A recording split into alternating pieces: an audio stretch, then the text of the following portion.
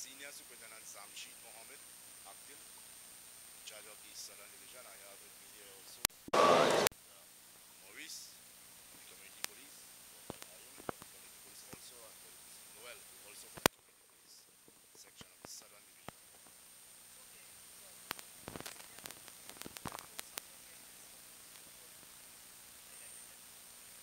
Well, it's an initiative that we started since in 2015. It's an initiative started by the Community Police section of the Southern Division.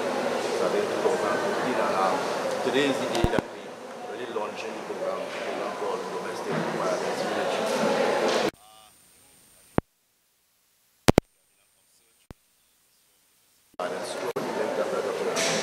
We as police officers need to act and to act now. We didn't anticipate this upsurge, but however we were fully aware of the issue of domestic violence and in our country. Hence the reason why we started this.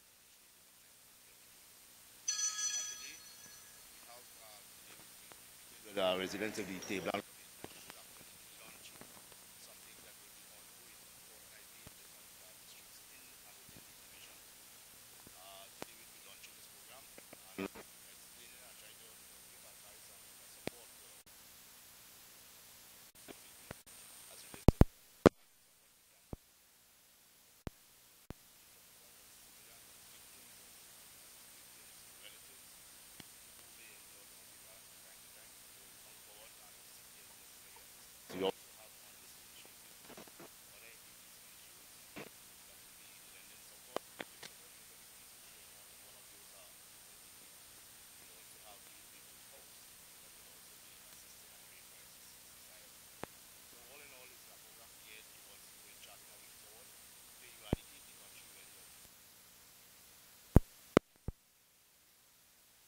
Started this initiative in Tableland. Why Tableland? Well, I think you're allowed to some voice. He's the man in charge of the community policing, and he initiated the start of the Okay.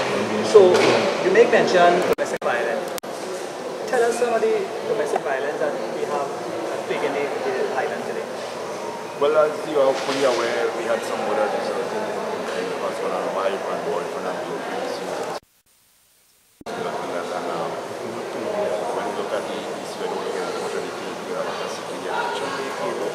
Various as we speak. These in Liberia, these in Samoa, those two isolated issues are really issues of high importance and has really brought the whole nation into a state of where the concerns are raised. The concerns are raised with respect to domestic violence. Surely, like members of Trinidad and also I can speak definitely in the Southern Division, there are always issues related to domestic violence in every community. Domestic violence is something that is not new to our nation, it's not new to mankind, and it is something that has been initiated long before our time. But it's something that is escalated into situations that are very far reaching and can have serious consequences resulting in fatalities. We as police officers are embedded with the responsibility to protect ourselves, all these citizens, will do and do whatever is necessary to bring this situation. Want to switch up? Just switch up. Just switch up. I have to do your hook. What are you going to do? Your name and your watch me. Well, watch me. For the camera, right? Name and your status. I am Populayu. Spell that. AYEUM. And with me this morning is my colleague, Noel. We are community police officers attached to community police Southern Division. And this morning the initiative, as was mentioned before, has been in work since 2015 and came to fruition this year under the guidance of our SDO Inspector Maurice and our seniors gave us to get this program up and running. The issue of domestic violence, as we see, is affecting our society as a whole. And it comes across as mostly the women who are being the victims, and in a lot of instances the men as abusers. But we also have to take stock that at times men are also victims, so it's both sides. And we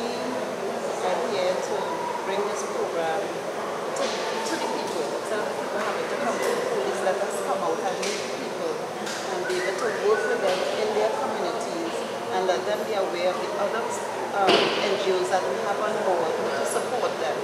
When we have made the first initiative, they have a follow-up to come to their assistance. What you plan to tell these people here this morning as regarding the domestic violence?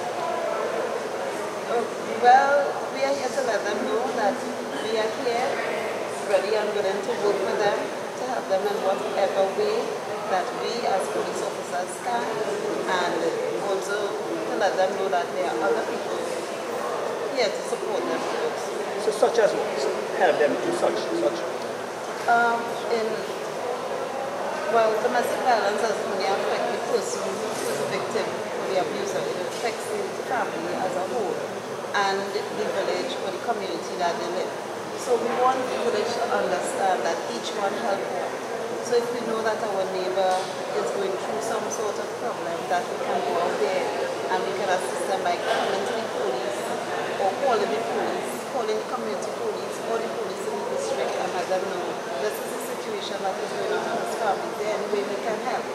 And we in turn will get to them, see how best we can help them, because you know sometimes when we go to our home, the victim isn't always willing to talk because they are afraid for their lives and their children, or the abuser might be putting on an act to see that nothing is wrong.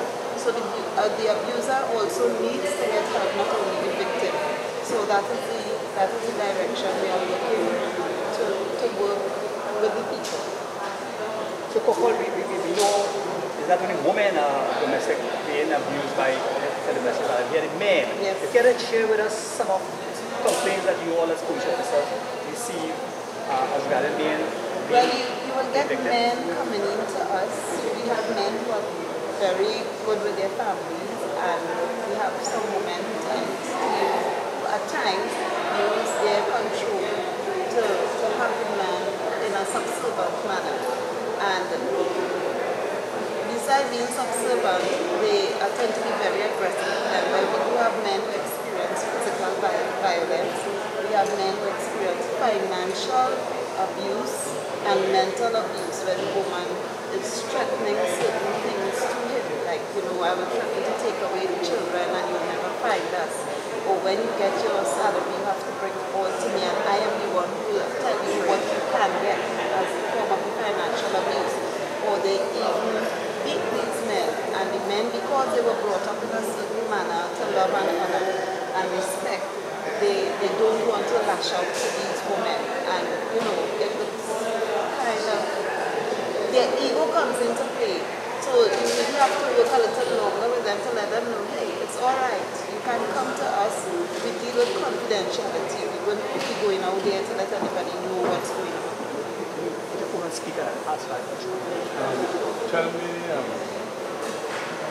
are they trained? General police officers that were selected, we are through a training process where we can deal with victims of abuse, and the abusers. We have our courts there to support us when we do the initial intervention, and our NGOs working along with us. So yes, we do have specially trained officers that are coming from the community police unit that can deal with these situations. Any question you want to ask otherwise?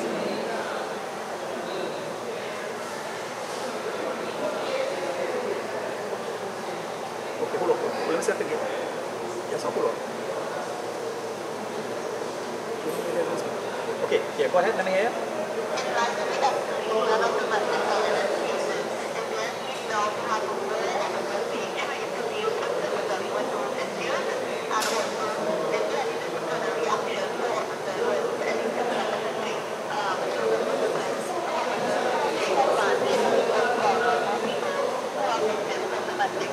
You had to go back with that because you actually want to take the answer to this question because he's more senior.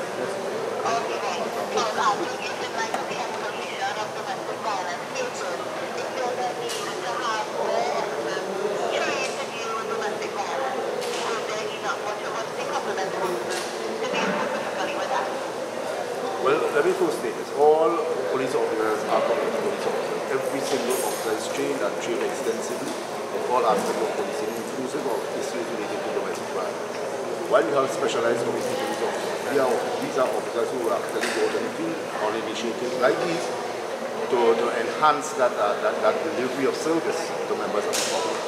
On the question of whether or not we will be training more, there's always room for further training, there's always room for further knowledge in the aspect of all aspects of policing, furthermore related to domestic violence. So I agree, yes, that there could be more training, and we will welcome more training.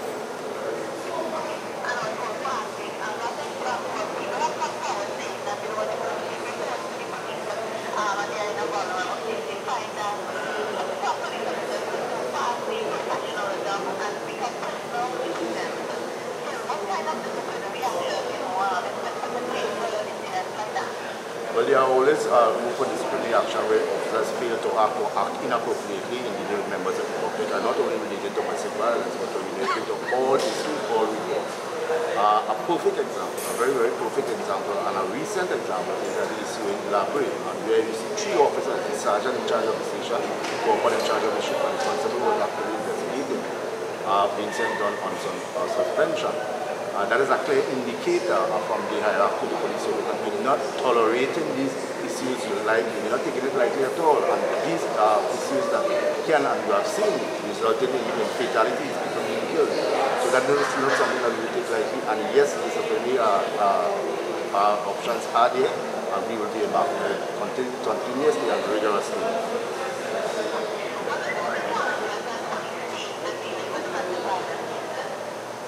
Well, there are several challenges as it relates to domestic violence, and first and foremost is that in many instances the victims are not coming forward. And in many instances we have so much of avenues outside there from the police, from NGOs where assistance can be sought and rendered given in a timely manner from professionals who in the field. Not only police officers, we have crisis society. We have so many avenues outside there. But for some reason or the other, I'm trained to believe that sometimes there's a little embarrassment, sometimes people are not willing to come forward because of the fact that it might cause embarrassment in their respective communities to them. But we have to take cognizance of the fact that domestic violence do have our one victim. Domestic violence have victims, multiple victims. Take for instance the child looking on and observing this violence being perpetrated against his mother or his father, as the case may be. What input that will have on his development, it will only result in negativity. That is the main challenge. That is the main challenge.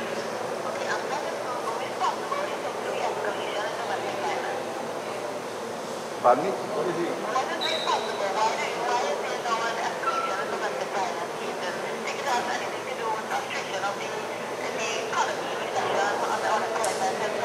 Well, all that, yes, could contribute, but as a society, and we got to be real here, there is an escalation. Every single thing is a result of it resulting in violence. Everything you have to ask someone to move a piece of paper from the ground, you want to fight for that. A man by driving road, you want to fight. Everything is a violent. So we have come to a society where violence takes over everything, and we need to change that. And the only way to change that is every individual has to change a simple thing called attitude. Attitude. But I don't know if it's the food they're eating, I don't know if it's what this drink they're drinking, I don't know. I am not a psychologist, I'm just merely trying to observe, and based on my observations, come up with some solutions and remedies to seek the assistance situation.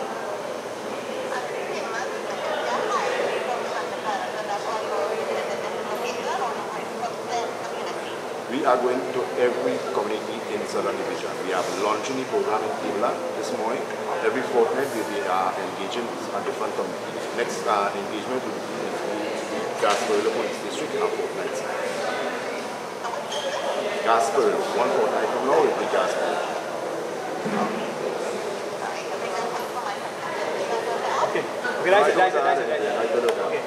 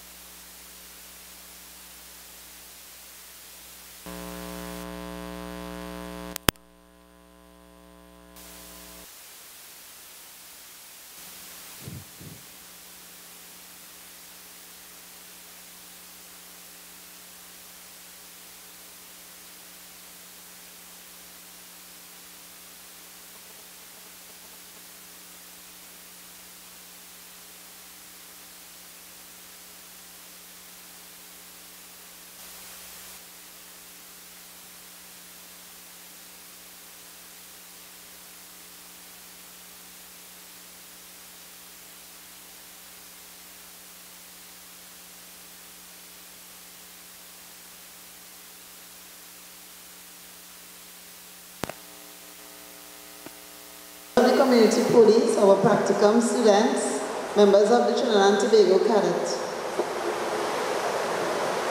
Could you all stand for the singing of the national anthem, please, which will be led by WPCPA.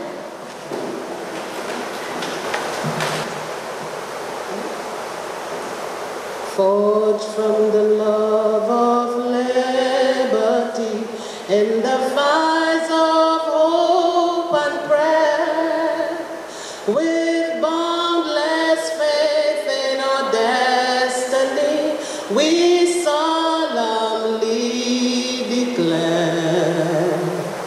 Side by side we stand, islands of the blue Caribbean Sea, 'tis our native land. We pledge our lives to thee.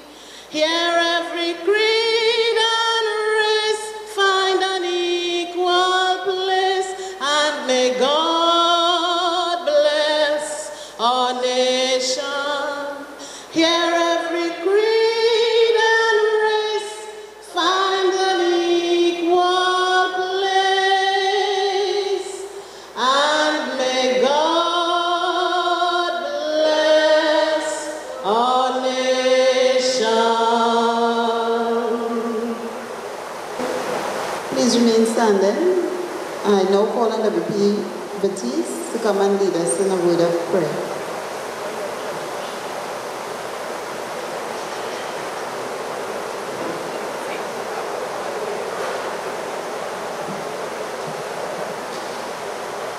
Pleasant morning to the head table. Pleasant morning to all NGOs, all participating officers this morning. A pleasant morning.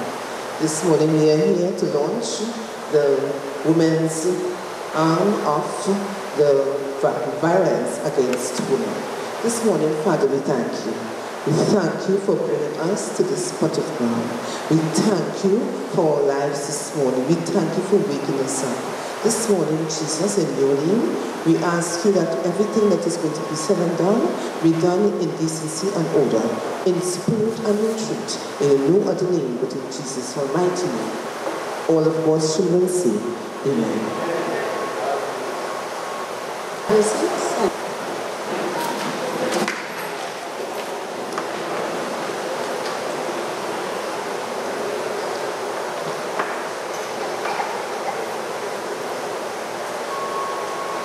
Before we officially start today's proceedings, I would like to recognize our Senior Soup Southern Division, Mr. Jamshid Mohammed, Inspector Community Police Southern Division, Mr. Michael Maurice, and the Sergeant in charge of the Tableland District, Mr. Roger. With us this morning, we the Community Police, we are here to launch our Domestic Violence Village 2018. And I would now like to call on Mr. Jamshid Mohammed, our Senior Soup, to bring the welcome.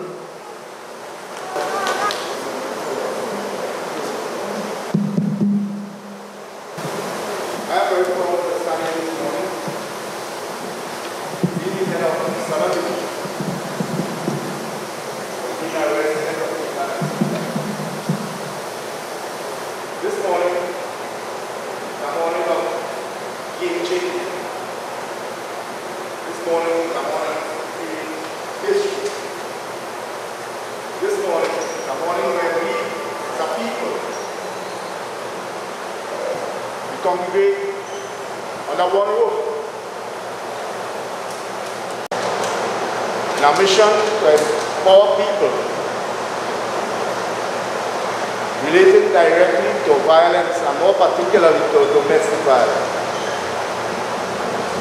I see a lot of youth here. I congratulate you for being a part of this.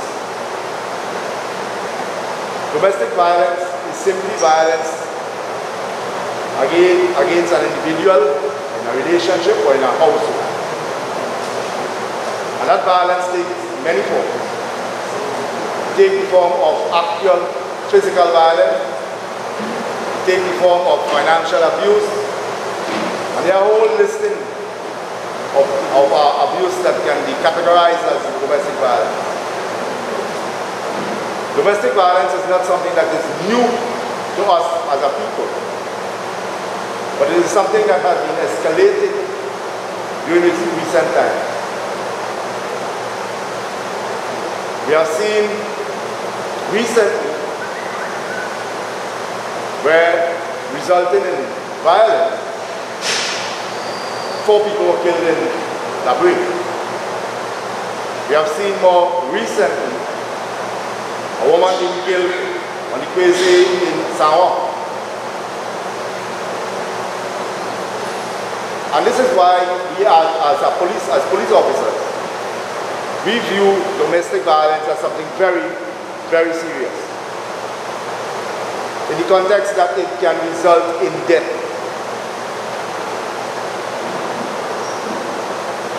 Victims of domestic violence are not necessarily persons who are directly affected.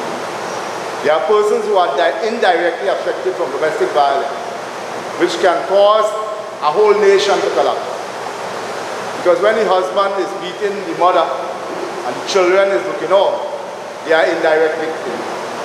They are victims in which, in their minds, in their young minds, will be molded violence. Because children do what they see. And if a young boy or a young girl at a tender age over and over keeps seeing the mother abusing the father or the father abusing the mother, that child, because of they learn from what they see, will develop in his or her mind that that is how we do with things, and which is wrong. Which is wrong. The community police in Southern Division, in collaboration with Remote House, victim of domestic violence, the Sexual Abuse Society, Victim and Witness Support Unit, since 2015 have begun planning what we now call a domestic violence village. Incorporated in this initiative is sensitizing people as we go throughout the length and breadth of the division as to the issues relating to domestic violence, and how we, as not only police officers, can work in harmony together to bring some sort of result and make it a thing of the past. And this is why I said earlier that we here today, all of us, can create history.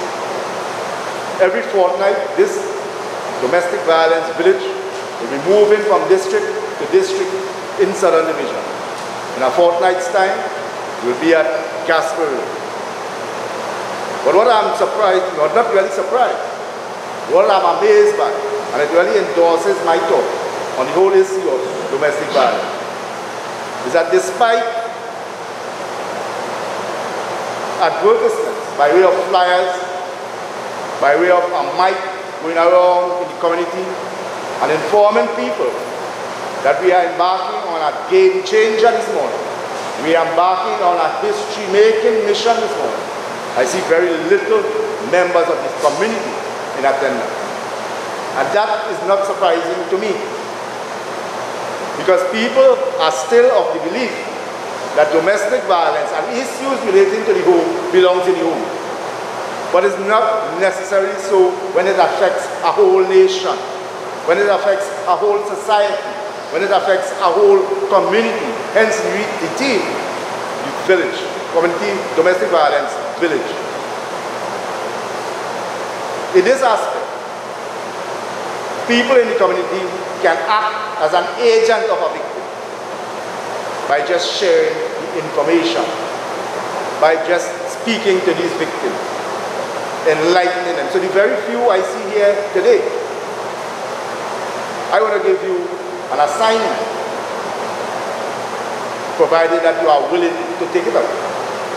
Is that when we go back to your home, or when you go back to your street and your area where you live, take it upon yourself as a game changer as a history maker, to talk to every individual in the little sphere you live, the little area you live, and start embarking on this mission to stop and to end domestic violence once and for all. Again, I applaud the youth, for the youths who are here now, because you are the people who will be the adults tomorrow. You are the people who will set the stage for the next generation of people to follow. And what you do now, what you learn now, what is taught to you now, once you embark on that mission and actually do it, you will be making history.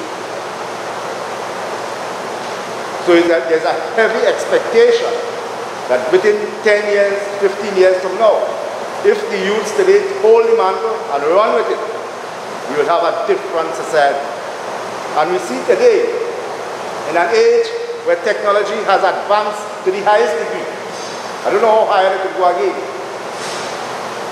Because I can be speaking to you here now, and people in Surrey, England could be listening to me at the same time. In an age where we are so advanced in all aspects of life, we still and continue to resort to violence to solve every single issue we have. I was speaking to the reporters a while ago. If you're driving out here and you're stopped by the junction to allow somebody to pass, somebody have a problem with that. And the result is violence. Somebody throw a piece of paper on the floor, you tell them pick it up, they have a problem with that. And the result is violence. You look at somebody and you smile and you say, good morning. You have a problem with that. You know it's a good morning? You know it's morning? But we can only change to a better people. We can only change to a better society and a better country and a better whole world at large if we only focus on ourselves and focus on our attitude. And it is simple to do that. Whenever you have to react with someone, anyone, react in a way that person is reacting to you. How you will receive that. So you have to be the person sending the message and the person receiving the message at the same time. My advice to you all. My advice to you all today is that we cannot and we will not continue along the path that we are on right now. That violent path. The whole country is crying out.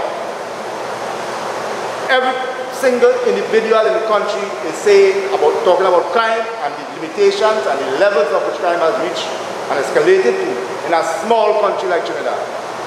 But let me ask you one question. Who are the people perpetrating these crimes and where do they come from? It is said in all the holy books, Bhagavad Gita, the Bible, the Quran, that man, by the palm of their hand and their tongue, is the creator of their own destiny. Nobody else created. And then we start to blame God, and we start to blame the police, and we start to blame the hospital, and we start to blame the neighbor, and we start to blame every single individual that our mind could focus on. We show and we outpour blame, when really and truly, just look back inside, look in the mirror and see that person, and ask one simple question. What have I done to bring about positive change? So I don't want to bore you too much at all. I could talk from now until next week. I don't have much time, and I know everybody here have to leave this kind of hot and so on, so let us get on in the program. But at this juncture, let me welcome you wholeheartedly to our mission that could change lives, our mission that could change societies, a mission that can change our country and our whole world at large. Let us work together. Let us join hands. Let us focus. Let us change attitude. And let us go forward in a positive way. Thank you.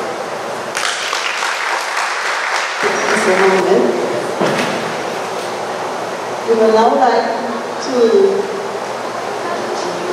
say a poem. I got flowers today.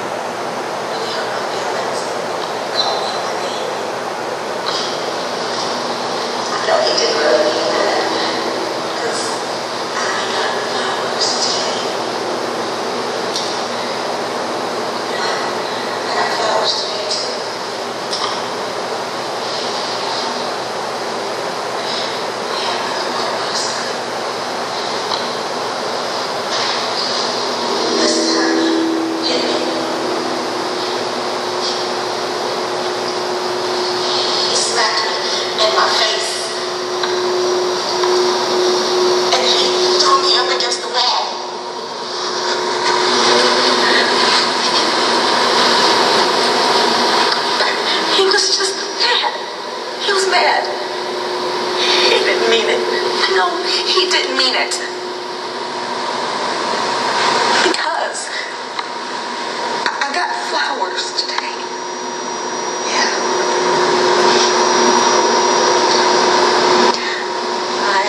I got flowers again today. This time this fight was worse than all the others. He punched me in my face. My babies were there. He knocked me down. He kicked me. He stomped me.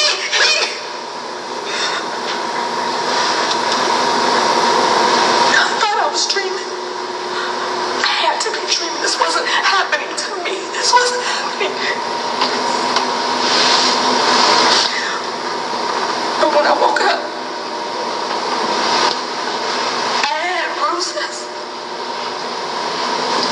all over my body, all over my face.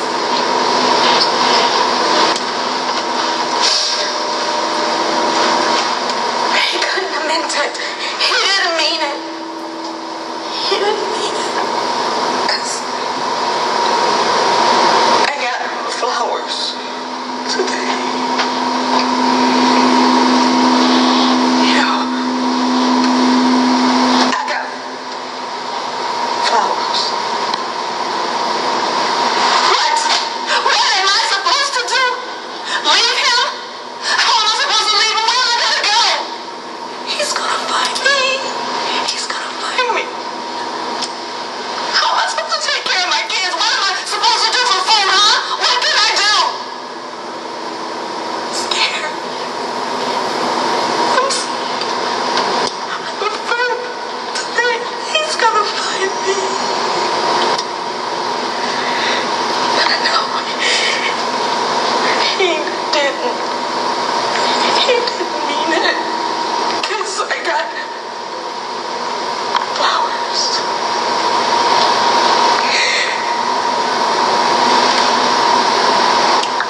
I got flowers today. Today was a very special day.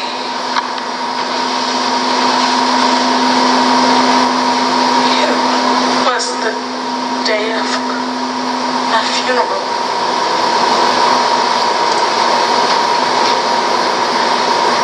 He beat me to death.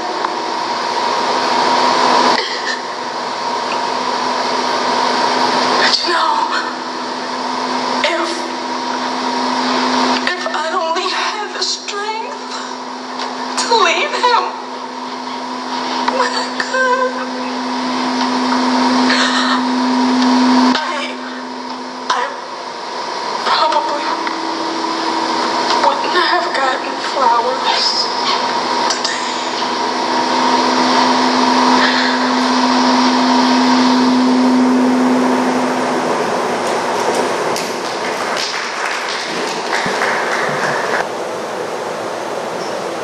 At this time, I would like to call on Sergeant Roger to bring a few words.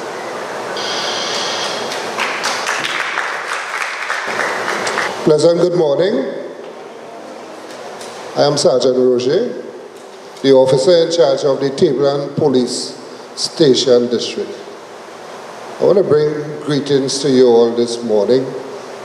This is a very important program that we are introducing, and we are happy to kick it off in the Tableland Police District. As we all know, the domestic violence issue is one of a serious nature. Although we don't have a high incident report in our station district with people coming to the station and making such a report, we are aware that out there in the station district, it is happening. It's just sometimes people are not coming forward. In this regard, we ask,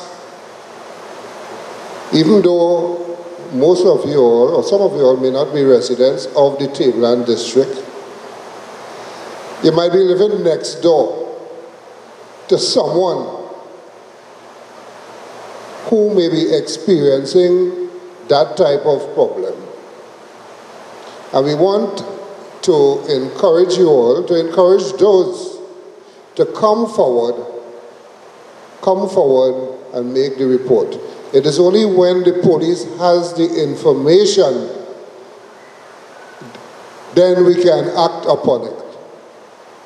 Most of the times, it's happening out there, and we don't have the information, or the information does not reach the police. So we want to encourage all those who are here today, and our neighbors, or neighbors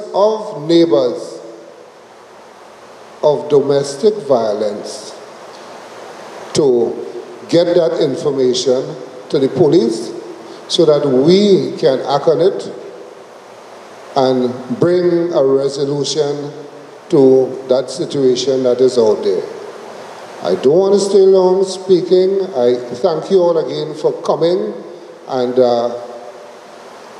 everything that is said today, let us transform it into action.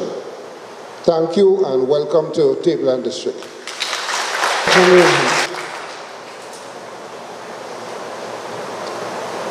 Our next speaker is the Inspector of Community Police, Southern Division, Mr. Michael Maurice, who is going to come and share the overview with us.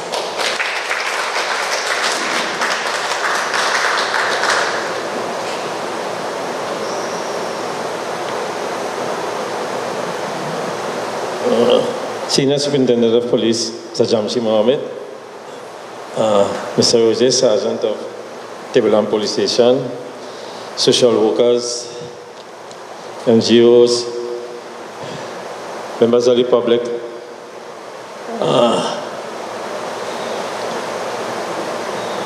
practicum students, welcome. I'm Inspector Maurice, in charge of the Community Police Southern Division. And our division has embarked upon developing a program, this domestic violence program since 2015. Realizing then there was an upsurge. Domestic violence has always been up there. Realizing that there was an upsurge, and to date, it has even increased. Notwithstanding, there are a number of domestic violence issues that are not reported. That part is the frightening one.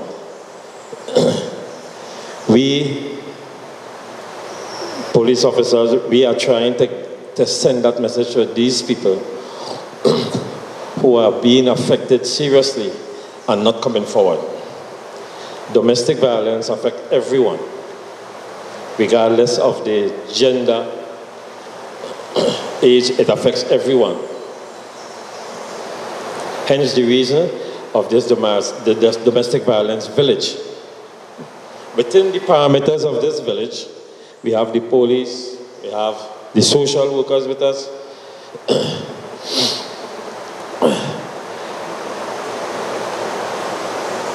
we have some from the remedial institutions that are there to assist domestic violence victims where they are needed. We know that knowledge, once you have that knowledge, you have a level of power with you to operate. The Trinidad and Tobago Police Service, and by extension, the Community Police Southern Division, is dedicated to assisting you all and all these NGOs in this effort.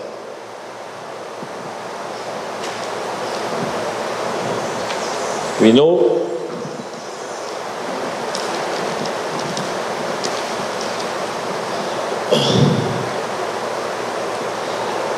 that there are a lot of reasons why these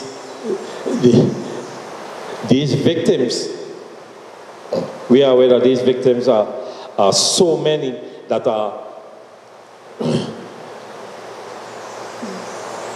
this village will create that atmosphere for you and ensure that you get the respective help and support that you so duly need. This way. We all know there are 14 women who are affected from January to March this year to violent crimes, which resulted in their deaths. The police service and by extension the community police are committed to doing something to affect change. This begs the question, what can you all do? What can you all do? What can we do? We can unite together as a community, as a body, so we can eradicate this poison that we have within our community of domestic violence. Thank you very much. Thank you, Inspector Maurice. As we all know, we, the community police, work along with NGOs. For our results to be effective, we must include our NGOs.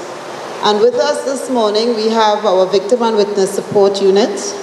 We have Rebirth House, Mr. Dial Singh, and Mr. Huggins. We also have with us Family Planning Unit, Ms. Angie.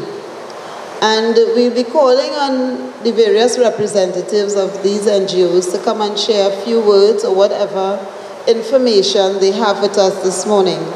But before doing so, I want to give you all a little food for thought. Many a times, as people, we get into relationships. And sometimes at the very beginning of these relationships, we see signs that we should really take time to consider.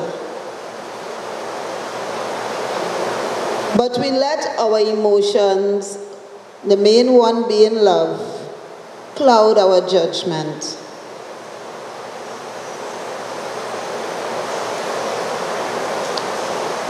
Because of this emotion called love, we say to ourselves, it would not happen again. We say to ourselves, it was probably a mistake. You know, they drink a little too much, or they had a hard day, or I did something to get them angry for them to react this way. So we bring the excuses into play, and we forget the long-lasting effect it could have, not only on you, the individual, but the people around you. And by extension, our country on the whole. Why do we ignore the signs? So at this time, I would like to call on Ms. Bernadette Seeley of the Victim and Witness Support Unit, who is also here with Ms. Ayana Phillip, to share with us. Ms. Seeley.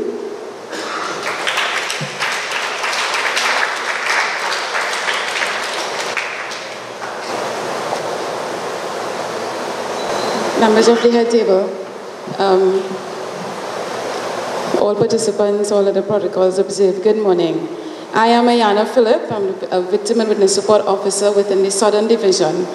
The Victim and Witness Support Unit it falls under the umbrella of the Trinidad and Tobago Police Service. So we are part of the police service.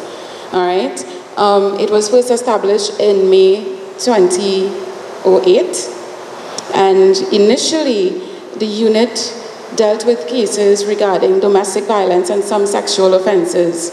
However, with the need for expansion and with the rise in crime rates and other cases and other types of crimes happening, the Victim and Witness Support Unit saw the need to provide our services to all types of crime. So we no longer only deal with victims or witnesses of domestic violence or some sexual offenses, but we deal with a range of all other crimes as well. So that includes homicides, robberies, road traffic accidents, you name it. All right, any type of crime. Now, how can you get in touch with the Victim and Witness Support Unit? If something was to happen, you must make a report to the police station, and the officers there would refer the case to the Victim and Witness Support Unit. Now, what we do is we provide support and guidance for victims and witnesses of crime. All right? So, let's say you're a victim of a robbery. All right, our role would be to guide you, to provide support in terms of psychosocial support. So that would mean some form of short-term counseling, all right? That would mean guiding you to different agencies, because we network with non-governmental and governmental agencies to ensure that the victims and witnesses get the true support that they deserve according to their particular need, all right? So, other things that we may do, we provide education to victims and witnesses of crime as well. And the purpose for that is to prevent re-victimization, secondary victimization, all right? So with education, for example, in domestic violence, if one is educated in terms of what domestic violence is, then there may be a great possibility that they may not find themselves in that cycle again. And that is how important education is, all right? So we network with agencies, we provide support for victims and witnesses through the criminal justice system.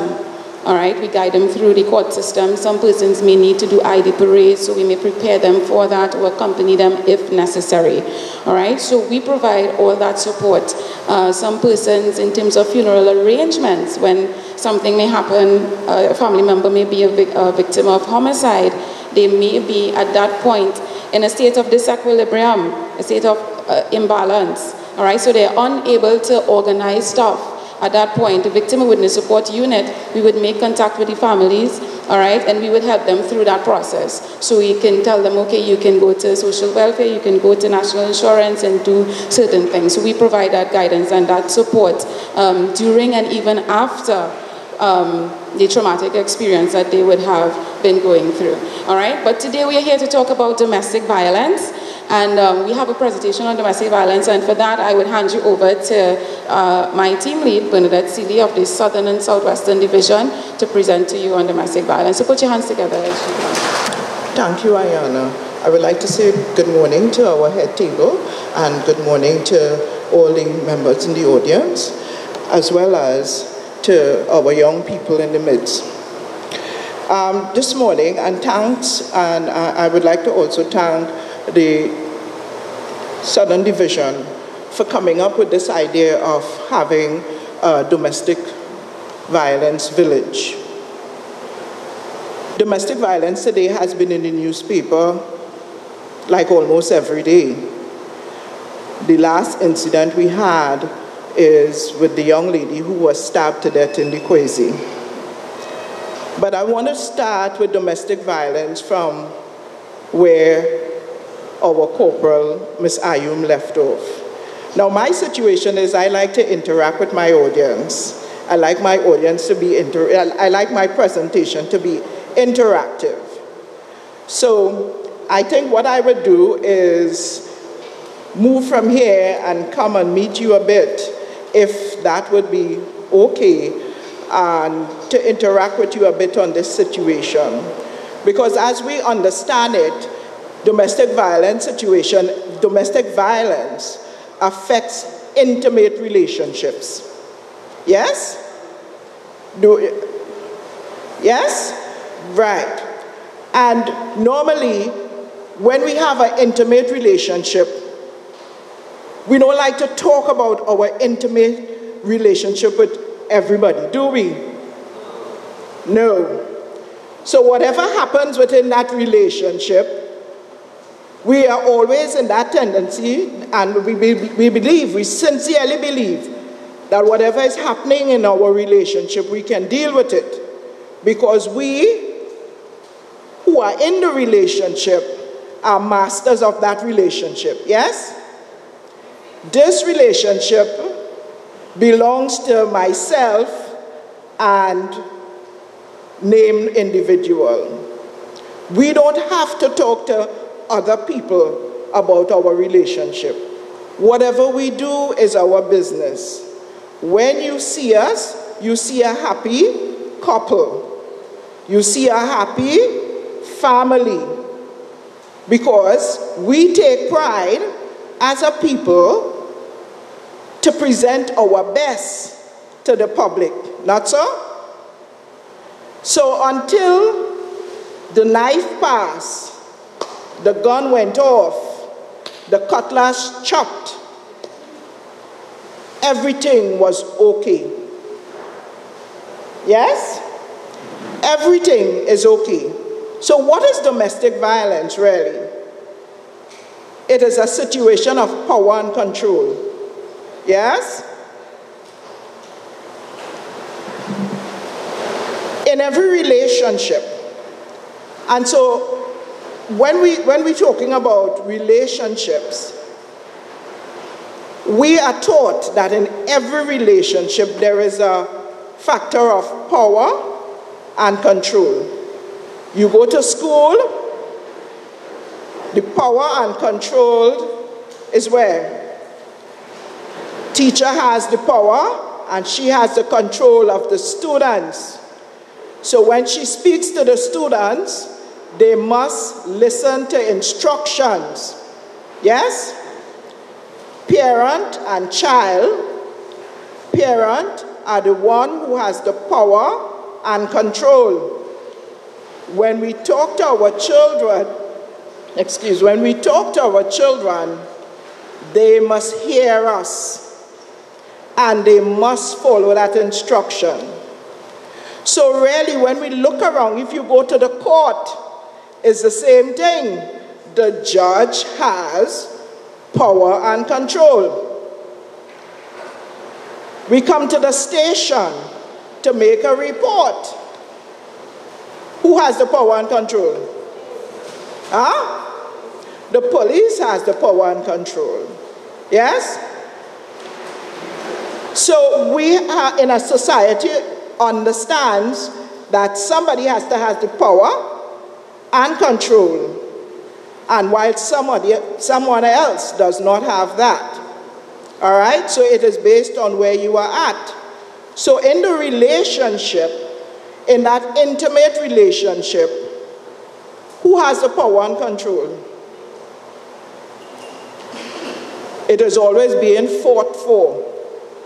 Yes? In that intimate relationship, there is always this battle going on as to who has the power and who has the control. So yes, he likes me. And I'm not going, I would really like to go through all of the thing as to what is domestic violence. It is a matter of power and control. It's a pattern of behavior that carries out power and control over one person. I would like to do all of that. But that is always all over. It is always plastered somewhere for you to read.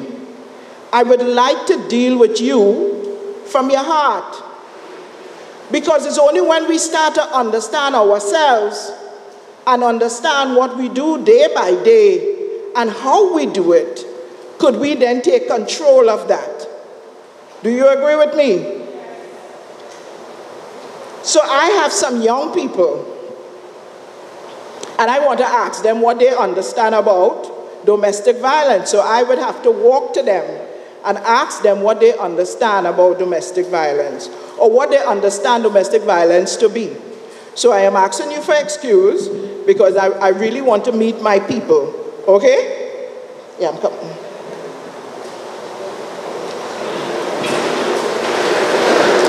What do you think? What do you understand by domestic violence? You want to share with me? I wouldn't put the mic to you. Would you all like to hear what she has to say? Okay. What do you understand by it? Well, I believe that domestic violence, when women believe that the man who is beating them love them, they think that they were supposed to get beaten. Especially if young girls or young boys grow up in a home with domestic violence in it, they believe that that's how to show a girl or a man love. So they say, when they get older, they will beat their wife or the girlfriend or the boyfriend or the husband to express themselves because they grew up in that home. And we say like that. Showing that domestic violence, beating their husband or your wife, that is how they express themselves. That is love. Thank you. So, typical question, let me hear what you have to say. What do you consider domestic violence?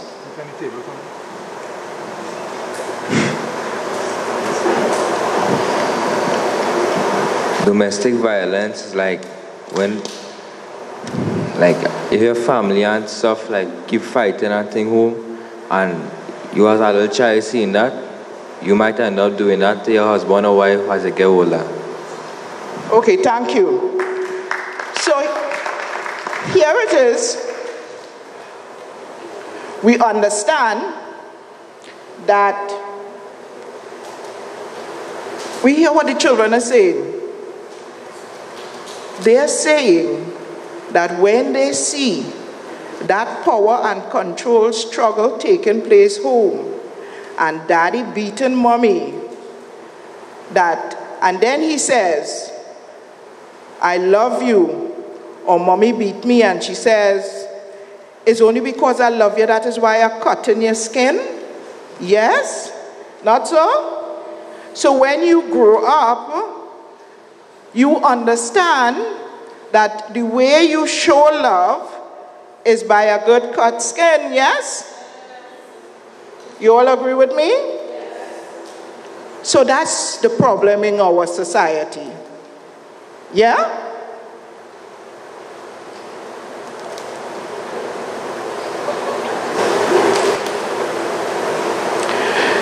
I want to ask another question, but I'm having a little problem right now, a little medical problem. Verbal, sexual, financial,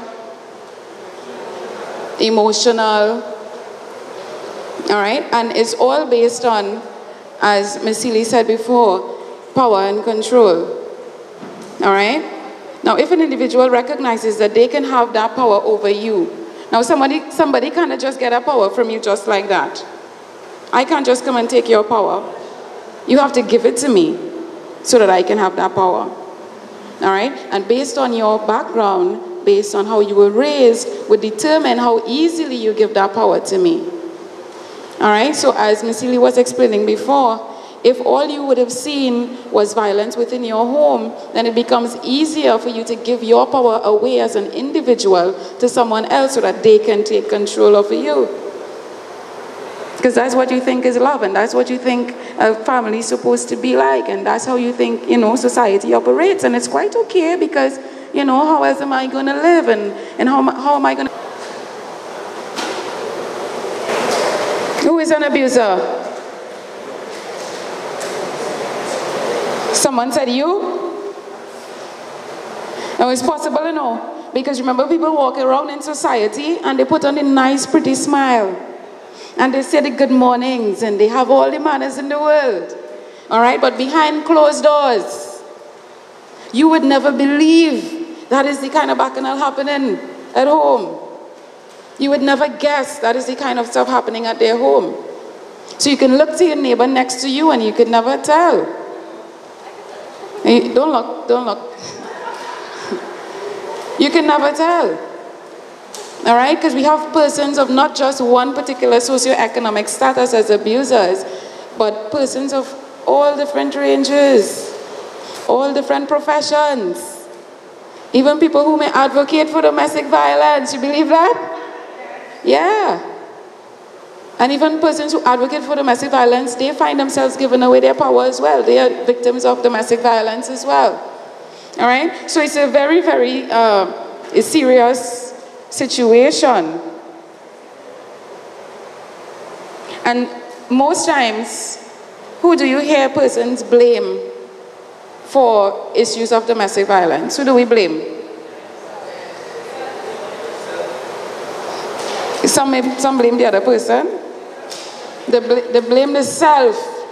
Oh gosh, if I had only put back the butter in the fridge, he wouldn't have beat me, you know.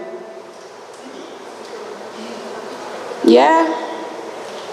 Or she wouldn't have beat me, you know. Because men do encounter, they are victims of domestic violence as well. All right? So if I had only, didn't spend the $5 extra, I wouldn't get cussed up. I should have left the money in the bank. I shouldn't have buy the extra pound of tomatoes. I shouldn't have go and buy the shoes. They start to blame you. Oh gosh, he working so hard, he probably stressed out, so it's okay if I could get a cuff or a kick. It's okay. He a little frustrated with work now. He didn't get paid on time. So it's all right. I blame myself. I should have cooked on time before he come home. I should have taken her out for her birthday. I should have remembered the anniversary date. So it's okay for her to behave that way. You are never to blame for domestic violence. You're never the one to blame for domestic violence. Some persons say she looked for it or he looked for it. An individual never looks for it. Yeah, people behave badly. I understand. I get you. But that does not make it okay for another individual to treat you in that way. They are supposed to have self-control and sit down as adults, as mature persons, and talk things out and work their situation out without violence. All right? So you are never to be blamed for what is happening, for domestic violence. All right? Yes, if you have a situation happening within your family, you can sit down and work that out and see how best you all can come up with a solution. But in terms of you being a victim of domestic violence, don't ever blame yourself. So you can tell persons when you go back home or to your community or to your school that they are not to be blamed. All right? Sexual abuse is a big one as well, because do you know that in even marital relationships that a husband can rape his wife? Yeah. If she says, I'm not up to it tonight. Some of them, they beat you and then they sexually abuse you. And women do that as well. Not just men. All right? And even within our unit, we would have a variety of cases with both males and females. Okay? So it's across the board. And even children become victims of domestic violence. They are also emotionally abused and physically abused and sexually abused as well. Children. So we're understanding how serious domestic violence is. It's not just a man beating his wife. It doesn't stop there. It's a ripple effect. So it goes on and on and on. It affects everybody at every aspect of their life. Psychologically. You wonder, a child grew up angry and you wonder, why is he so angry? Why is she so angry? Why is she behaving so badly? Why is she bouncing from pillar to post? We say a lot of things about them. You could never tell what would have affected that child as a child. All right? And domestic violence plays a big part. So we have financial abuse, we have psychological, physical. A shove is not to, be taken lightly. So if he shoving you and he roughing you up before you get married, and you're telling yourself after the wedding it's going to be okay, it gets worse. All right? If she's cussing you up in public or behind closed doors, wherever it happens. That's domestic violence. Never tell yourself that, okay, if I behave a little, things are going to get better. If I do get married, things are going to... It doesn't work that way. It gets worse unless that individual gets help. It gets worse. All right? So, hitting, slapping, punching, and we like to take the little slap and laugh. Huh? And we think it's a game, but it's not a game, all right? Because after the pinch, it would turn into a kick.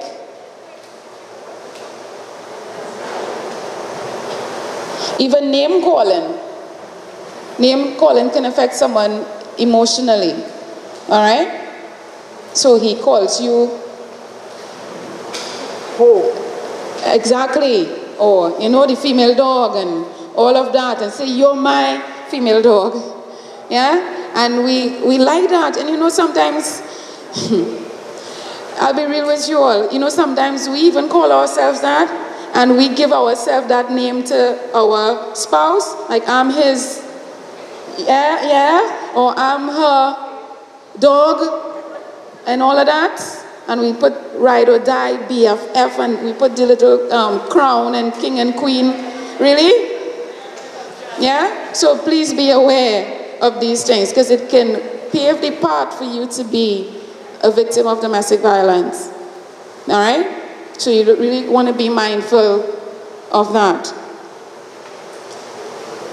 Of the effects of domestic violence on the family.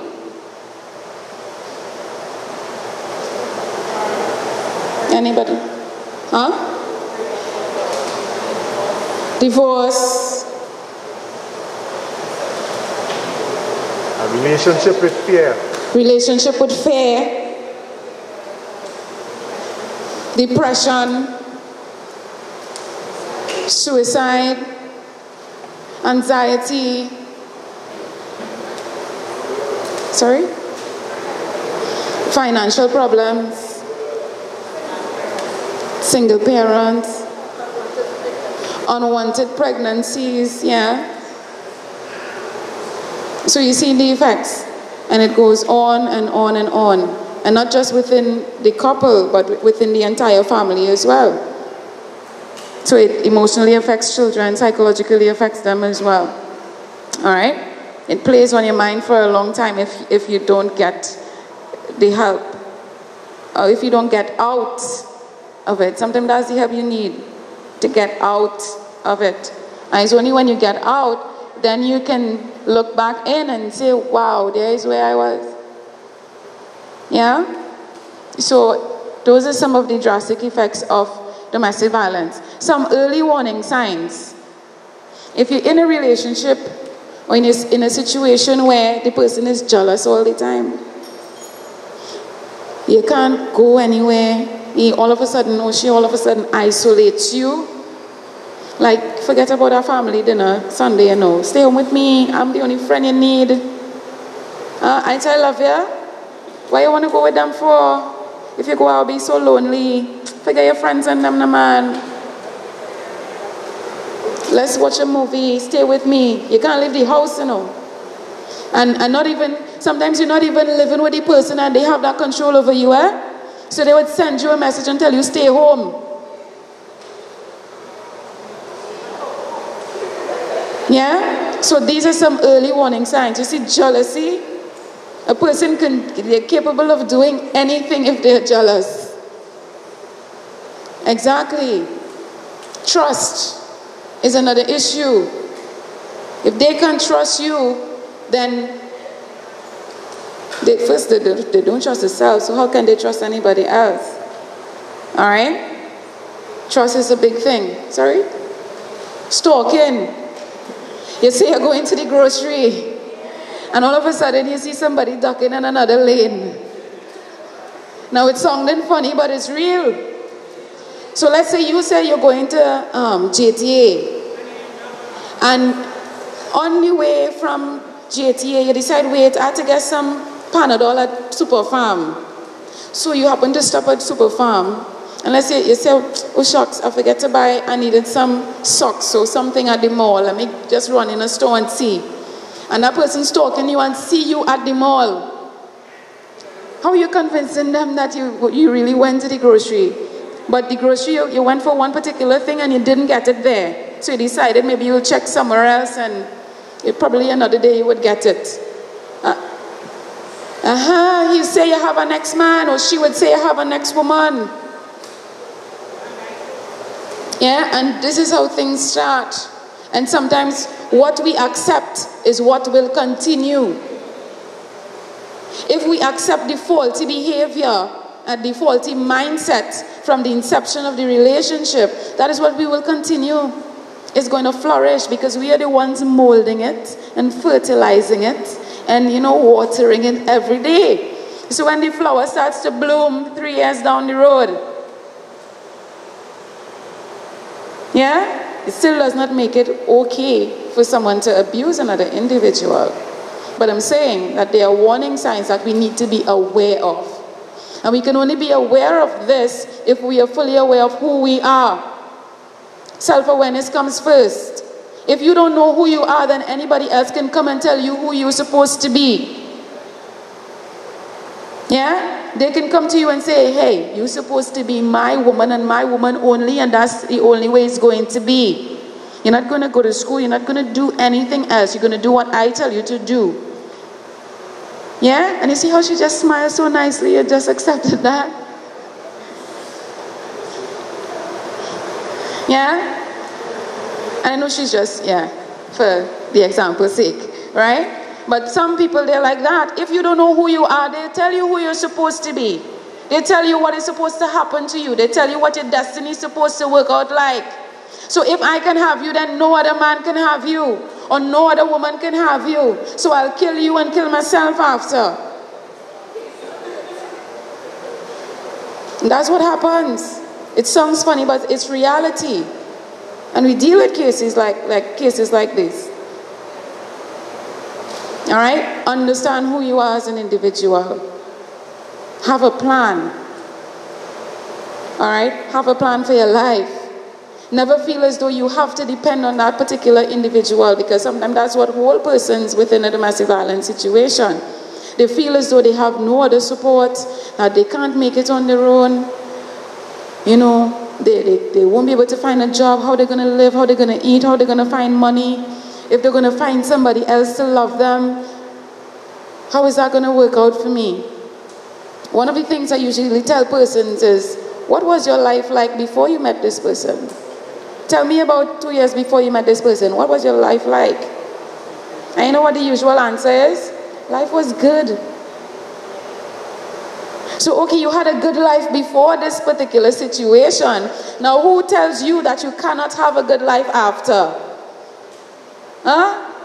You can have a good life after. Yes, it would be painful. Yes, you're going to cry. Yeah, because you're breaking an attachment. Yes, it's going to be hard for you. Yes, it's going to take some time for you to start things over. But you have the capabilities, you have the potential. And as a matter of fact, I'm not going to even use potential because I feel that limits your intelligence. You are intelligent enough to start a life all on your own. And eventually find someone else. But take some time to heal, because if you don't take time to heal after coming out of a domestic violence situation, the next person you find is going to be who? Exactly, because you see, it's a mental, it's a psychological state. All right? So let's say a woman is coming out of a domestic violence situation, or a man, right? And try not to leave the men out, right? And they enter into a room, let's say they're in this room and they have 10 persons in a circle. They're the 11th person. And they are to choose a partner. But out of the 10 persons, 9 of them are really good partners, the perfect person. Guess who they are going to pick? The one person is an abuser. Guess who they are going to connect with? The abuser. Because sometimes that is what their mind knows. Remember, for every behavior, your mind creates a neurological pathway to accommodate that particular behavior. So you wake up in the morning, you know you're going to brush your teeth, you know you're going to take a shower, you know you're going to eat. Your mind has created a neurological pathway for that particular behavior. So if every night you know you're going to get kicked down, you know you're going to get cuffed down, you know that's all you know is someone cussing you out all the time, then that is what your mind is going to gravitate to. So for example, when you hear dog, what comes to mind? When you hear a dog? A dog. Yeah. Like a dog bites, right? Yeah. When you hear elephant, what comes to mind? An elephant? What about the elephant? It's big, right? When you hear a chair, what comes to mind? Sit down, right? When you hear hullabaloo, what comes to mind? Exactly. She was like, that was strange. Because she understands dog, she understands elephant, she understands chair, yeah? These are things that is already stored in your mind, in your memory. But hullabaloo is strange to you. So you're going to be like, what? You don't know what that is. So when the good persons come to you, if you're not helped, you're going to be like, what? Who is that? This is strange to me. I cannot connect with this good person. So you see how far it goes and how deep it goes. And sometimes we wonder why she just don't leave. Why he just don't leave. Sometimes it's not that easy. So it's all about breaking the mental constructs and reconstructing the mind as well. All right? And this is where the victim and witness support comes in. We provide that kind of support for individuals. We educate them to recognize the situation that they're in, and we direct them along a certain path so that they can get further help, further long-term help, and help their situation. All right? So that would bring us basically to the end of the presentation. All right? The Victim and Witness Support Unit, I forgot to mention, it's located in all 9 divisions across Trinidad and Tobago. All right? And we're located at specific police stations. All right? So if you're within a particular division, you can go to any police station and ask about the Victim and Witness Support Unit, and you will be referred. All right? In San Fernando, our number is 653-8166. 653-8166. All right, so you can call us anytime, you can walk into the station anytime, and if you have a situation, if you know of someone who may be experiencing domestic violence, you can feel free to report it and feel free to talk to us, all right? So, thank you very much.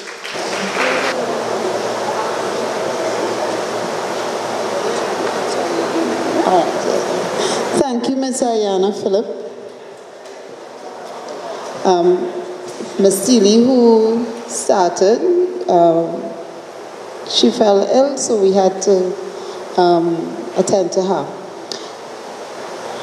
So we are now going to have representatives from the Rebuilt House, Mr. Huggins, who's going to come and share some information to us. It's always good to have a male with us.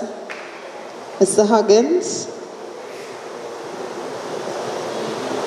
And I know he's going to have a lot to share. Tony Huggins, right? Tony, right?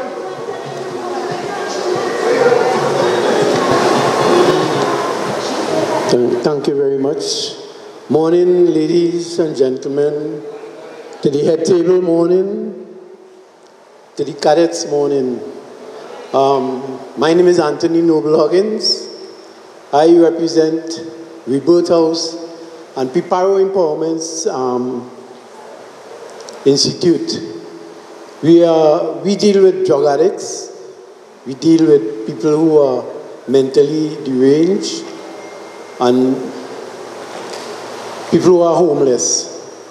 All these people, they deal domestically with one another, like the male and the female and so on. And you normally would find that drug users really does abuse the domestic violence. And we are trying our best to see how we can do some input into it, like gain them away from this kind of situation. But first, we had to get them away from the drugs. And that is something that they themselves had to make up their mind to get away from the drugs. So if they themselves have to make up their mind to get away from the drugs, they themselves had to make up their mind from hitting one another. The male had to get away from hitting the female, and the female had to get away from hitting the male. Now it has some females that beat bad, you know. It has some females that beat men bad. Yeah, boy. And when some of the men and them, they just say they're muxi, but they really are muxi. It's a kind of a love, and I don't want to hit back. And then it has some men that beat bad. You understand? The poor child, she can't do nothing. She can't even look at somebody else. You understand? It's a clout. You understand? I had a personal friend. He used to drink alcohol. And I saw his wife a day. I and his wife went to school together. And she had on her big shades. She don't wear big shades. I said, "Hello, what happened to you?" And when she raised up the shade, if you see the child eye, it's blue black. I said, "Who do that?" He said, "I'm afraid to tell you." I said, "Tell me who do it."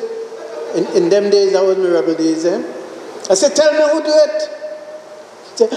He said, "Husband." I said, "Your husband do that? He's a madman or what?" In them days, the laws wasn't as powerful as it is now, you know. A long time, women frightened to go on in the station and things, but now they're going brave, eh? Right, so I say, "He's a madman." I said, "Go talk to him." You know, as I leave the school, because she went for her little son, and I going down the hill, I see him. I said, "Hello, I want to talk to you. Come here." He said, "Tony, I said, "Why you hit the child in the eye?" He said, "Who tell you I hit it?" I said, "But just she, the girl I bung up. Why you doing that?" I said, "Watch me. If you hit she again, I'm going to mash you up. I'm going to take on the work. I'm going to take on the work and I'm going to mash you up." I see him 2 weeks after. "Hey, Tony, boy, you know I don't drink." I say, "You can't be that. What's now? I ain't wise a man too, eh? And it don't make no sense lashing your wife, you know, because you could dead instantly. She could wait till you're sleeping and do you all kind of thing. She could put things in food, all kind of thing, you understand?" I say, "Man, real brave." Yes, men real brave. Men real brave. What? Me? Watch now, I'm married and thing, and I ain't lying to all you. I never hit my wife. Because I grew up in a kind of family that it never had hitting and thing, you know. It never had hitting, no. I never hit she yet. I ball a little bit, but she ball too. So you see where alcohol is a dangerous thing in Trinidad and all you. Because watch me, anyway you turn in Trinidad, it's a pub, a drinking place. Every day is a party. Oh God, today is your birthday, tomorrow you graduating, and day after tomorrow you're getting a big piece of money from the government. And then, right, watch now, every day is a day where we could celebrate. You understand? And when he done celebrate and he come on Friday, he get paid. He get a little extra thing. When he get money and he go home, he come home drunk. You understand? And pour you with your decent, nice self. Yeah, thing, and you might be cooking slow. And he come home.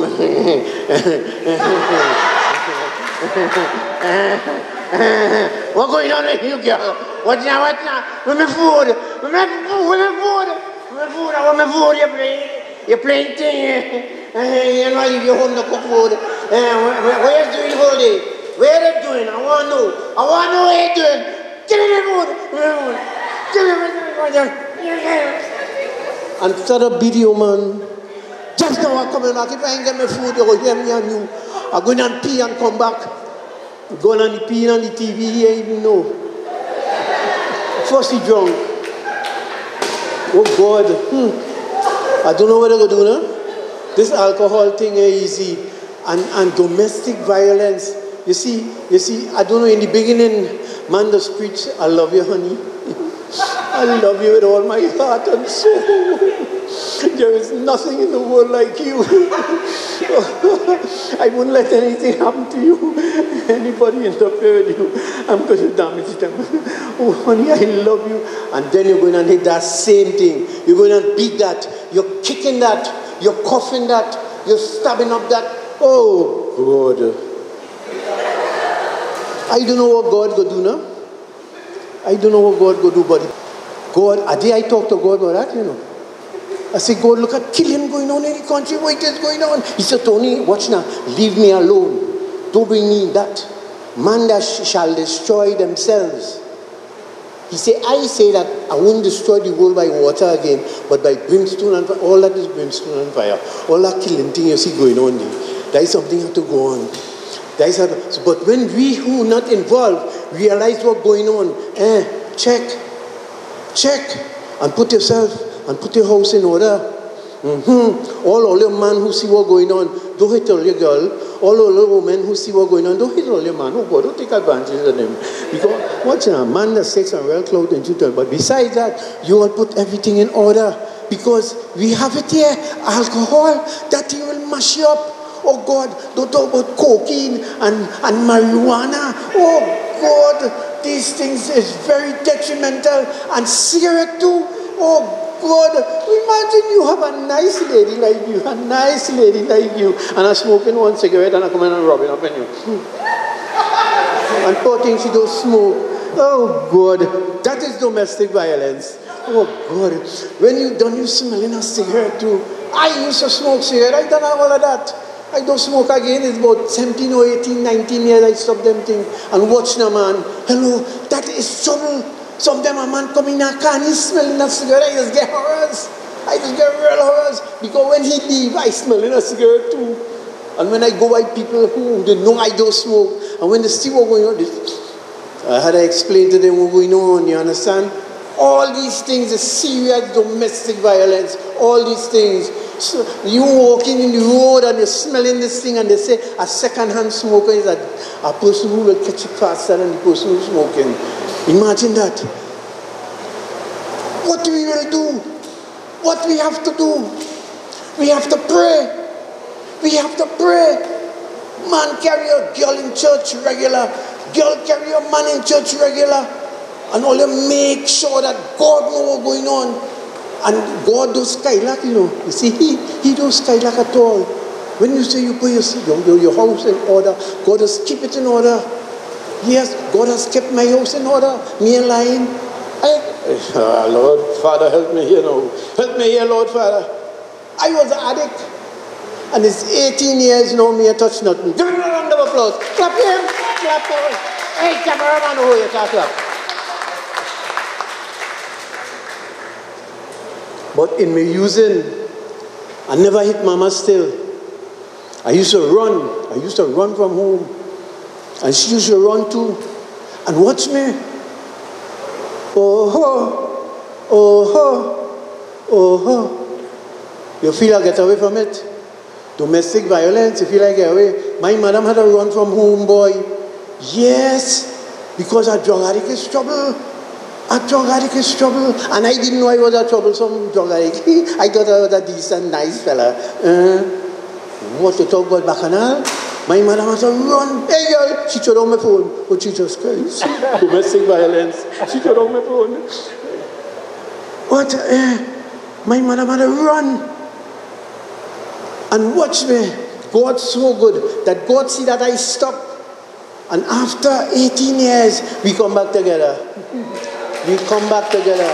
Actually, I couldn't bring you today. We come back together. And we're living it up now. We're living it up again. Without domestic violence.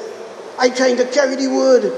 You understand? I trying to show people, hey, these things will make you kill. These things will make you kill. Because imagine you bust a big shot in cocaine.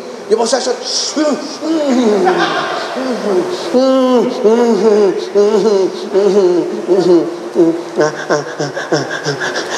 And my friend here looking like a piece of pork, and you put that in her oven.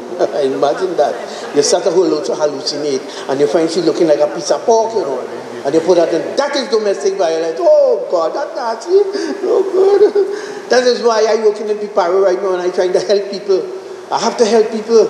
If I don't help people, I don't know who will help me. So I have to help people right now and help them do the best and get off the drugs. You understand? Because it is time. And domestic violence is a thing that's creeping easy. Easy. You might be going decent to the madam and you just see she talking to the postman. You ain't even like the postman. You don't get harassed already. Man does get jealous quick, you know. I don't know about woman, but man, boy, hey. I just get jealous quick and, well, I ain't had the cause thing now because we in the 60s. And your boy hanging in there. I'm hanging in there. And she's also hanging in there. So it doesn't make no sense. You understand? But we have to watch. We have to watch how we carry the life still. You understand? Because the life is a life where you can slip easy. You can slip easy. All the thing I've when I was 18 and 19 years, I'm very careful, you know. Yes, I'm very careful. I do drink again. I do smoke again. I do lime and all them. I don't go in slippery places, slippery areas and deal with slippery people. I just stay far from them, All you? I just stay far from them. Make sure all them mark me. I don't meddle. I don't meddle because I want to have a straight life. And in order to have a straight life, you must meddle in all kind of stupidness. You understand?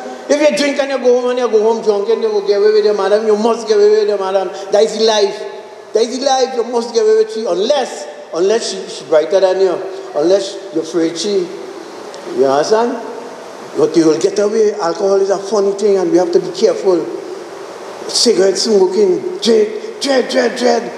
It's only when you start to cough and you cough with your TB and all kind of thing and you're back and all with everything here, then you just know. And the marijuana, once again, people over there. That way they can't legalize it. They can't legalize it because it has some men have light brain. If I go and smoke a joint right now, but you go see stupidness will go on with me. Oh God.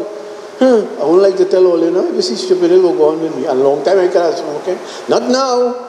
Not now. That people, your brain can't take it. All these things is mind-altering substances that will alter the mind and make you go contrary, make you go astray and beat the poor girl.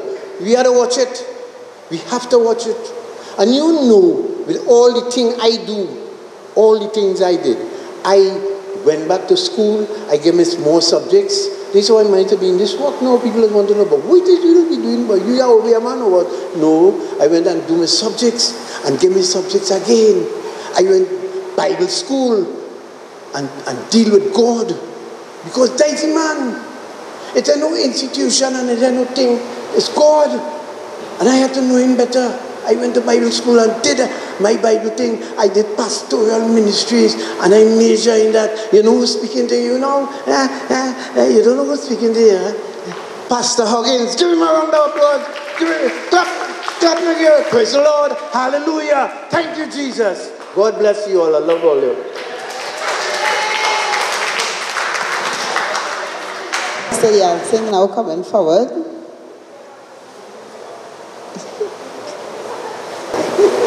Okay, good afternoon, everybody. My name is Keith Yeltsin. I'm also from Rebirth House. Rebirth House is an institution for people who have a problem with drugs. Anyone who have a family, a friend, wife, husband, children, even enemy, and you would like to see them come off for drugs, they gotta talk to me after. Because you know a piper lives in your neighborhood. A piper lives in your neighborhood. And he used to look so good. He used to look so good. You know a piper lives in your neighborhood. A piper lives in your neighborhood. And she used to look so good. And she used to look so good. A good mechanic, a good painter, a good builder, a good doctor, a good police, a good army man, a good dentist, for victims of circumstances with substance abuse. And it all started with a cigarette in my life at the age of 8. Anybody smoke cigarettes here? Anybody? You, 1, 2, 3 of you? Anybody lives with people who smoke cigarettes and you don't smoke? All right, you're more at risk of getting cancer than a person who's actually smoking. So that's 1, 2, 3, 4, 5, 6, 7, 8, 9. Simpson, 9 more.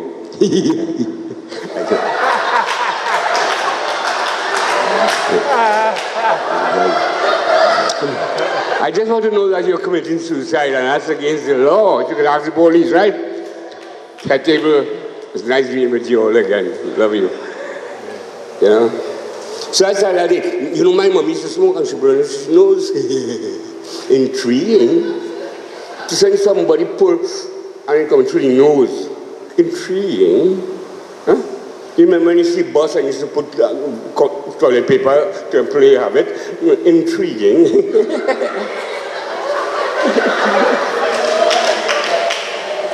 Our sisters. Huh? So, I said, I had to do that, boy. I called my gang, my first lieutenant in my gang, he had 7.5, I had 8. He said, so? I said, yes. He said, gazette paper. I said, why didn't I think of that? So we roll up a newspaper and we go near the latrine. All you know the latrine, huh? Just say only when you have toilet, because if water cut the water, only have a latrine, right? So we light me up and we pull, and as I pull,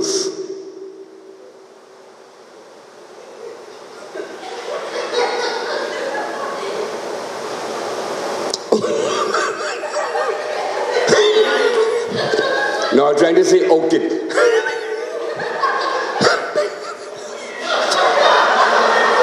So we tried gazette paper, brown paper, copybook page. Anybody there? Try it? Bible page, Matthew, Mark, Luke, and John gone.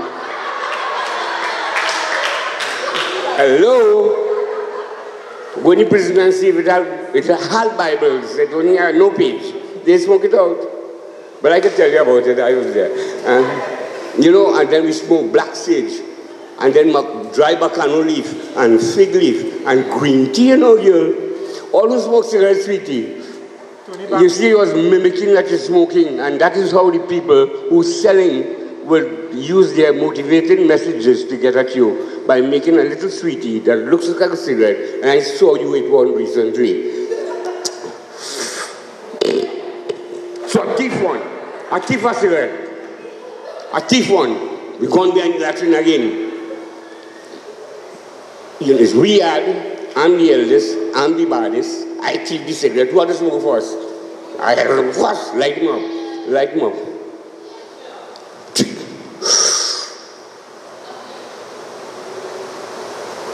Coming to my eye. To my eyes. It had to be coming out somewhere. It took me 3 minutes to blow through my nose like my mommy. Because practice makes perfect, man. Well, I want you to change that and say practice makes permanent. Say it now. Practice makes.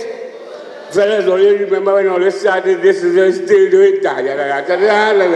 Girls don't laugh, you too. So why I say practice makes permanent, because I smoked for 55 years after that, until I developed a tumor in my throat. Thanks to Dr. Shim, his nurse, healthcare providers, and God, that I, on this day, the 24th of the 3rd month, 2018, has the ability to come here to warn you about the dangers of cigarettes. Amen? Leave it alone. But I could go with everything else, eh? I could go on and on. Right? Alcohol, when you drink plenty alcohol, all who drink alcohol, yeah, you don't drink? Drink. Huh? You have children too.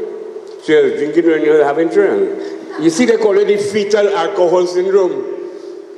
When you drink, you know, baby drinking too. Wait until they're born and they cry, and you, and you take it to the doctor, but the doctor's smart, you know. So he give you a little toss. Give him that. And as he get a teaspoon, daddy. You know, he's drunk. Alcohol. So the doctor in my clinic says it happens with marijuana and tobacco. Once you're smoking and you're a long lady and you're smoking, right?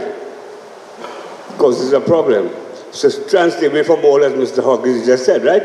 So I went on like Mr. Hawkins and Jah, Rastafari, the healing of the nation. All who smoke kush.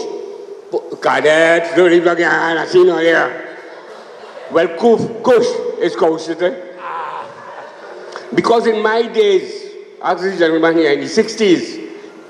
We used to say, boy, that shit good, boy. This shit good. And you know, hey, Jack, good shit, you know.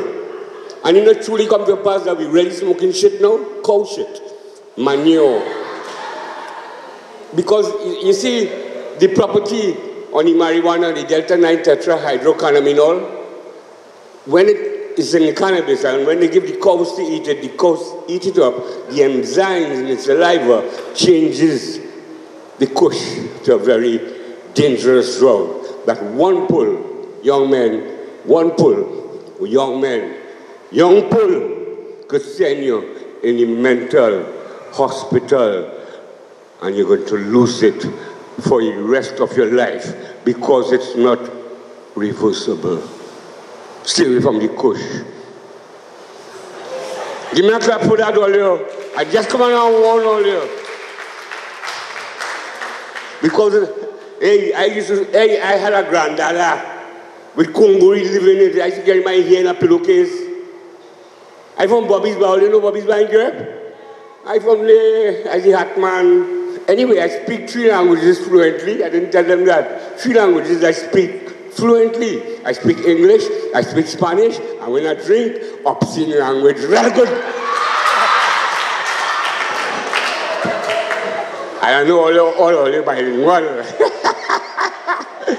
But back to this whole thing. You see, my father was an alcoholic, eh? He died at the age of 46. You see, my dad was a woman beater. And my dad, his name was Cecil. And my dad used to beat my mommy. And my dad, I went to the Golden Dukes, which is Zando now in Kireb, Zando Panyard. It was Golden Dukes on McDonald Street. I used to play Tenapan. And my dad took my Tenapan and threw it in the ravine. And he says, for that kind of people, that enough for we. You know, I want to go there. He said, that is for that kind of people. Or they read through the lines. Then I say, okay, I should still run away and do it and get caught us. But, then I save up $2 a week and I bought a guitar. Well, she was almost 17, and you know what I mean. And the way she looked was way beyond compare. How could I dance with another? When I saw her stand, that man walk in, take my guitar and mash it up, boy. And say, I playing Beatles, boy. And to back it up, he opened my mother machine drawn, pull out the scissors, boy, and cut off all my hair, boy. And all you talking, all you know. Why I'll be laughing and everybody say, Kate, your contribution is muy jovial because I still hate it. Forgive me that. Still hate it.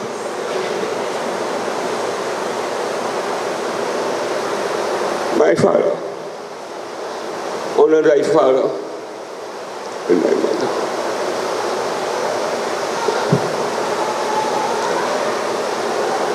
My father watched my aquarium with 2 7-color, they call it millions, from the ravine, and a tadpole, boy.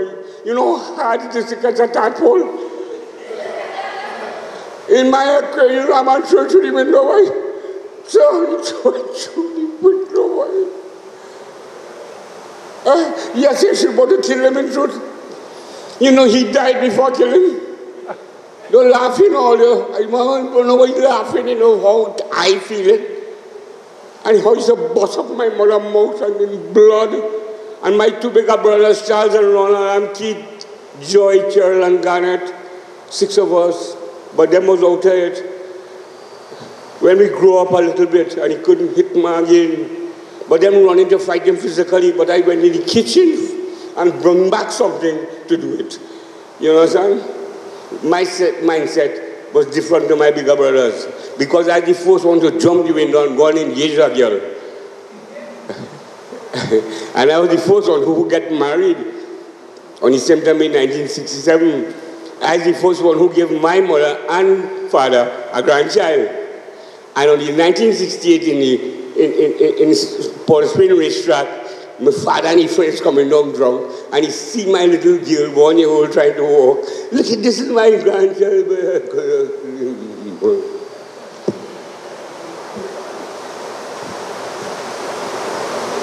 So these children, they got big.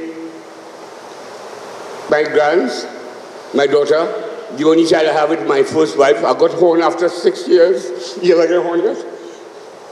Don't lie. You ever get one? You lie. You ever get one? You ever fast now? You don't know? You ever get one? You ever get one? Huh? I'm not hearing you. You read me? Like a reindeer, you see that 3 type of horn. When she has 1 man, is a unicorn.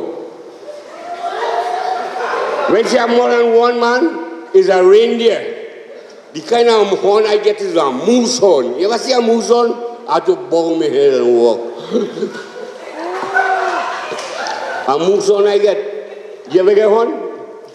You ever get one? You horn him back with your brother. Your best friend. Yes. Oh, but the father.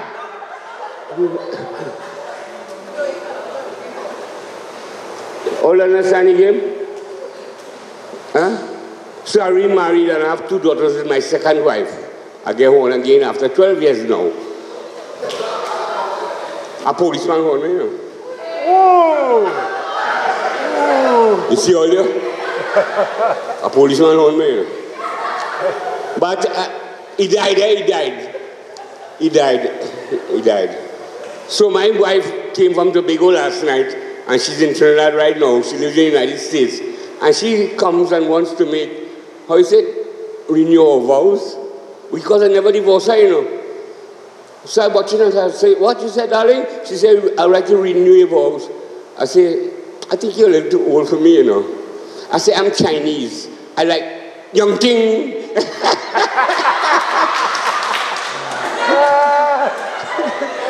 Oh, shit. So I have 2 daughters with that second marriage. And my third wife was an American prostitute from Atlanta, Georgia. She's in a madhouse in South America because of crack cocaine.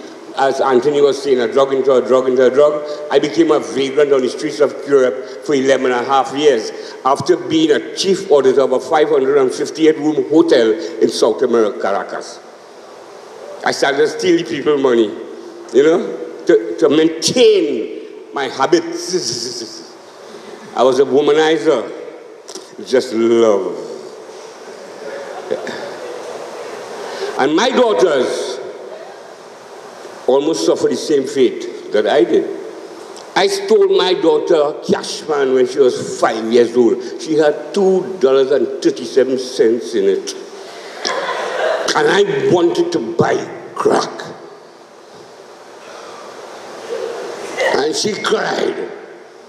And I cried. I bought her a bicycle for Christmas, for all of them. On the 22nd of December, I bought the bike, and on the 24th, you know, the tires went down, and I had to go and carry it to fix. I had to carry the bike to sell, to buy crack.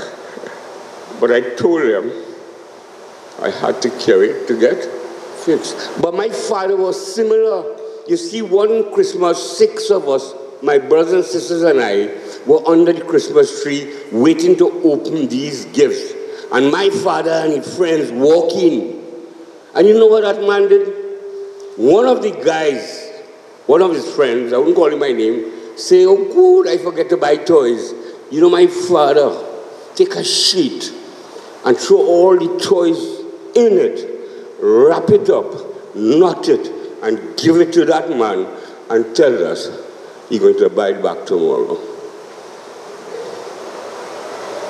You're talking about abuse? You're only talking about abuse when there was nothing to eat? When I sold all the groceries that I got from the priest in Europe, a box of grocery store and the collection money because he knew my children were starving. And as I turned that corner, my limb gone to my man, the pusher. I stole everything. My aunt had 2 dogs, pedigree dogs. I removed them from the yard because they used to bark at me when I come home, sneaking in home in the night. So I had to remove them. So you see, brothers and sisters, young men and young girls, abuse, domestic abuse is more than what you think it is.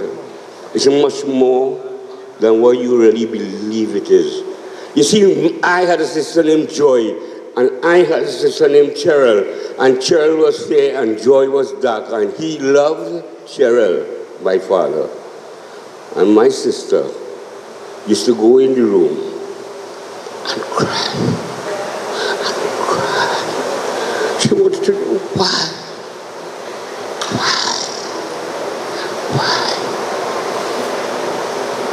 I became a vagrant. I almost died in 1996.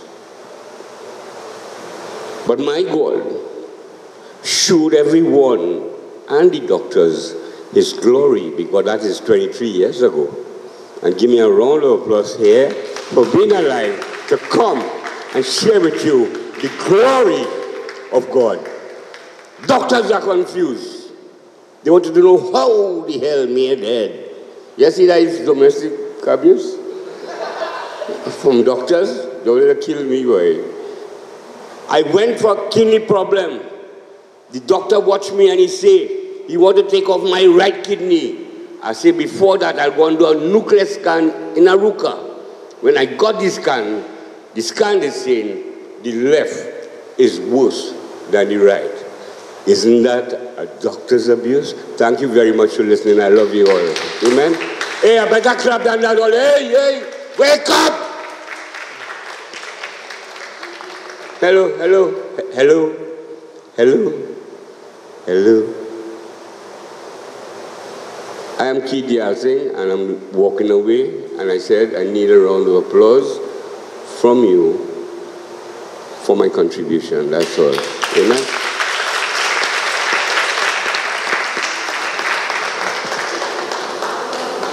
Thank you, Mr. Yasing. As always, a lot of information, a lot of reality.